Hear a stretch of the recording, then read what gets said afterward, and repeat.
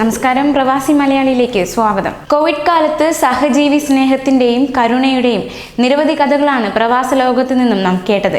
ഇപ്പോഴിതാ അബുദാബി പോലീസിന്റെ സഹായത്താൽ നാഗർകോവിൽ സ്വദേശി വിപിൻ അവസാനമായി തന്റെ അച്ഛനെ ഒരു നോക്ക് കണ്ടിരിക്കുന്നു. അച്ഛൻ മരിയ സ്റ്റീഫൻ രാജിന്റെ മൃതദേഹമാണ് അബുദാബി പോലീസിന്റെ സഹായം കിട്ടിയതോടെ മകൻ വിപിന് കാണാൻ സാധിച്ചത്.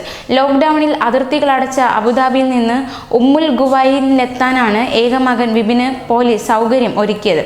റാസൽ ഗൈമ ആസ്ഥാനമായുള്ള സ്വകാര്യ നിർമ്മാണ കമ്പനി ജീവനക്കാരനായിരുന്നു മരിയ സ്റ്റീഫൻ രാജ്. ഡിസംബർ 15 ജോലിക്കിടെ 6 മീറ്റർ ഉയരത്തിൽ നിന്ന് വീണ് ഗുരുതരമായി പരിക്കേറ്റ് റാസൽ ഗൈമ സഗർ ആശുപത്രിയിൽ ചികിത്സയിലായിരുന്നു.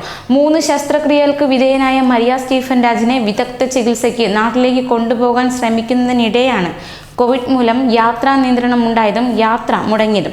അതിനിടെ സഗർ ആശുപത്രി കോവിഡ് ആശുപത്രിയാക്കി മാറ്റിയതോടെ രോഗികളെ ഉമ്മുൽ ഖുവൈൻ ആശുപത്രിയിലേക്ക് മാറ്റുകയായിരുന്നു. 6-നാണ് മരിയ സ്റ്റീഫൻ രാജ് മരിച്ചത്.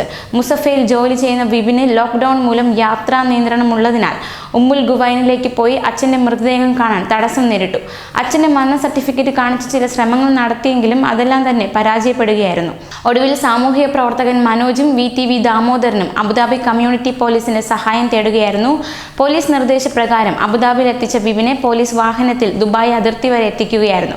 അവിടുന്ന് പിതാവ് ജോലി ചെയ്തിരുന്ന അൽഗു ആല ബിൽഡിംഗ് മെയിൻ്റനൻസ് കമ്പനി വാഹനത്തിൽ ഉമ്മുൽ ഖുവൈനിലെ മോർച്ചറിയിലെത്തി പിതാവിൻ്റെ മൃതദേഹം കണ്ടു. അങ്ങനെ ഈ ലോക്ക്ഡൗൺ കാലത്തും നന്മയുടെ പ്രതീകമായി അബുദാബി പോലീസ്. കൂടുതൽ വാർത്തകൾക്കായി ഈ ചാനൽ സബ്സ്ക്രൈബ് ചെയ്യുക.